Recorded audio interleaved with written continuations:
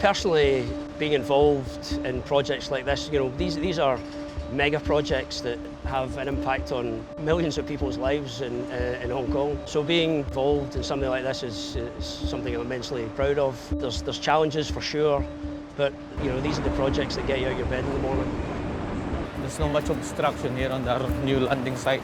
Yeah, I think the views are good, nice and clear. So right from the very start, it was a very, very difficult site, lots of steep vertical faces. In a situation where we would have maybe 3 or 4 people doing a traditional survey over a couple of weeks in very dangerous conditions, we were then able to come out with a drone, fly automated flights in less than an hour, and have the level of accuracy that we required. Okay, we're updated. Okay, take off. Okay, visual in the drone. We are now 30 meters. Maybe we go up to about 60, 70 metres.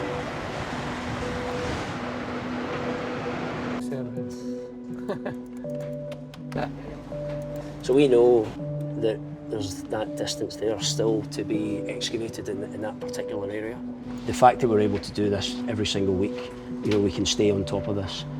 If we were doing it traditionally, we would probably be doing traditional surveys once every 2-3 months, for example. The fact that we can do these drone surveys every week within an hour gives us this really meaningful data.